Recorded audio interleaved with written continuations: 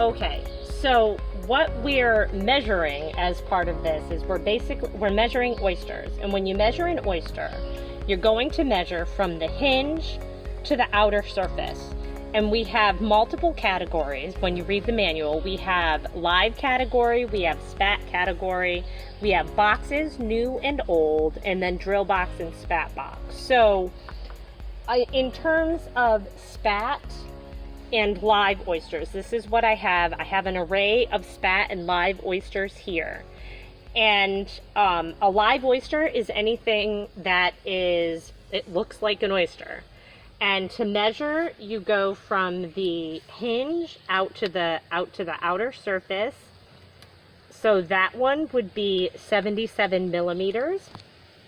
A spat is a baby oyster, and it is growing flat along the edge, and it hasn't started to cup up yet. So on this particular oyster, we have actually 1, 2, 3 spat. And again, you're going to measure from the hinge out to the outer edge. So that would be a spat 7 to the nearest millimeter. That would be a spat 6. And this one would be a spat 17, spat 18. And mostly what we measure, what we have are live oysters and spat.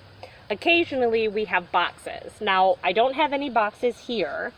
But a box is essentially a dead oyster, so where it will be gaping, and there will be typically no meat left in it. And if it's clean on the inside, that's what we call a new box. And if it has growth on the inside, then that is what we call an old box, because it's been a clean box, a clean new box is considered. It probably hasn't been dead for very long. It's probably only been dead for a week or two, because after that, things will settle on it and start to foul it. So those are essentially the things that we will be measuring. Spat box is a spat that is dead and is gaping, but the hinge is still attached. So yeah, that's about it. We will go inside and look, and then we'll go into the measuring process.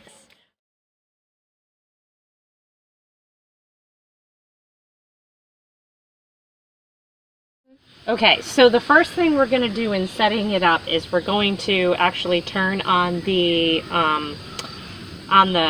Wi-Fi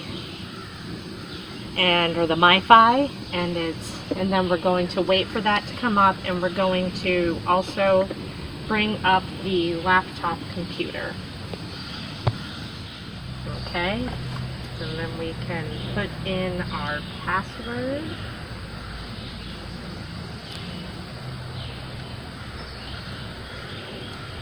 And get everything up and running. That is up, this is up. If you look, it should, once it connects, it should come up that there is a device connected, and so we should be good to go. We can turn on our laptop, our tough pad, and in order to plug in the keypad, we just plug it in the USB port at the top, and the lights will come on. It's a little bit hard to see in this bright light, but if you look really closely up there, you can see the 2 different layers that I talked about in the manual. Where the green key is lit up, that's the main layer, and then when the red key is lit up, that's the secondary layer. So once we get that up and running, let me put in the password, and then we will talk about what we're measuring in terms of oysters, what they look like, and that sort of stuff.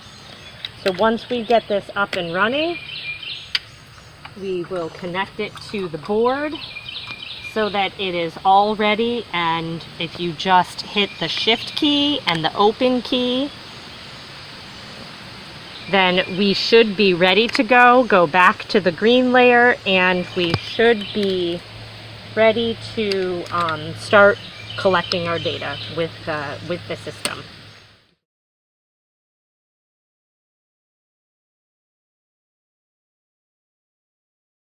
Okay, to put the device on, you put it over your head, you take the clip and you connect it to the eye hooks on the board like that. And you can also, if you need to adjust the strap, if it's too high or it's too low, you pull up on this and pull out and it will make it shorter, or you can adjust it that way if you need it to be down further. And you can adjust it until it feels comfortable on your body. And then to take it off, all you have to do is unhook the clips from the eye hooks and take it off over your head. Okay, so now we're inside just because I think it'll be a little bit easier to see, and I'm going to sort of walk through the process of the actual data entry, pretending that I have some fake data here that I'm going to pretend I'm on the fantail of the boat and I'm going to enter. So I went over this, but I'll do it again. In order to get a new form up on the tablet, you're going to hit the shift key and we're going to move to the red layer on the keypad, which hopefully now that we're inside, you can see that a little bit better. You're going to hit the open button and it should open, and hit the shift key to go back to the blue layer. And once we're open, now we're ready to actually start entering the data for our sample. So this right here is just some fake data. So if we were actually going to enter it, we would start with the Reef ID, which is VIMS number 123. So over on the keypad, you're going to hit 123, and as you can see, the number comes up, it comes up 123 Point of Shoals, which is Point of Shoals, so we're good. So then you're going to hit the enter button to scroll through. What the date is, it should be the date of whatever day you're working, so you shouldn't need to change that. And then you're going to go to the lat number. So for this lat number, you're always going to enter 7 digits. But as you can see, this latitude number actually only has 6 digits because there should be a 0 in front of that 4. So for this particular latitude, you're going to enter the number 3704335. Enter, and as you can see, it puts it in the form that it should be in. So then you can go ahead and you can enter the longitude number, which is 7638804. Again, enter. So now the tub number, since we're doing this one, it's going to be tub number 3, sample number 1, which it's already there, but I'm going to enter it anyway. The depth is 5, enter. And the bottom is 2, enter. So now we come to the subsample factor, and the subsample factor is going to depend on how much shell is in the individual sample. So you really, at this point, you're ready to actually start entering the data, and the subsample factor is going to be determined by the people processing the samples. So at this point, you'd be ready to go out onto the fantail and start entering data.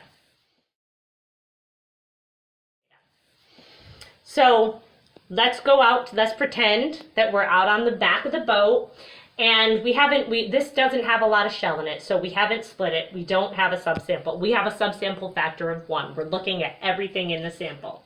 So we'll be ready to start entering this fake data, which this is what we're going to enter. We're going to pretend that people are shouting these numbers out at us. So in order to get to, say, the first oyster, the first thing that the first measurement that somebody's going to give us is going to be live 64. we're on this screen here. In order to get to the next screen, we're going to hit the live button, and it's going to take us to the screen where the actual oyster information is stored. So we have a live 64. So again, we hit the live. If you look here, the button or the screen, the field that is highlighted is in the live category. We're going to hit 64, enter. So then the next number or the next oyster that we're going to enter that somebody's going to call out to us is old box 58. So it's going to be old box. It will move over to the old box category, 58, enter. And then we're back to another live. So it's live 74, enter. Spat box 10, enter. New box 55, enter. Live 68, enter. Spat 14, enter. Live 65, enter. And so on and so forth until you finish collecting all of the data for the samples. And as you can see, we have data in most of the categories because there were oysters that were in all of the categories. And that's essentially the process of collecting the oyster data. So from there, once all of the oysters have been measured, the last piece of information that you're going to enter is the shell information. And the shell information goes on the tong sheet, which is the original sheet that we were on. In order to get to that sheet, you're going to hit you're going to stay on the blue layer and you're going to hit tong, and it's going to take you back to this sheet, and what you want to enter is the brown shell and the black shell information. And to get to there, if you just continue hitting the enter button until you reach there. So we're going to pretend that our shell volumes are 8 liters of brown shell and 0.5 liters of black shell. So we're going to enter 8, enter, which will take us to the black shell. Since it's a 0.5, we actually have to shift to the red layer to hit the point, shift back to the blue layer, and then hit 5, and then hit enter to actually save what we put in that field. And that's essentially it. So from there, you would hit the save button, and it's going to come up whether or not you want to save it or not. And I'm not going to save this. If you were going to save it, you could scroll over with the back button, or the tab button will take you back and forth, hit enter, and it will save.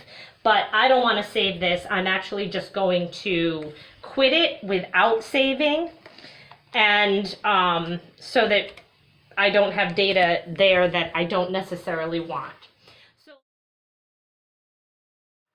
So and then finally, the last thing that you're going to do to make sure that the data is sent from your local tablet up to the laptop and then up to wherever you're storing the data off-site is you're going to actually, on the screen, you see a button, you see a thing that says send data. And all you're going to do is you're going to double tap that, and this screen will come up. And we don't have any data to send, so it's giving us an error. But if we had data to send, then it would send that data to where it needs to go, and you would have multiple copies, and you'd be ready to move on. For the next sample.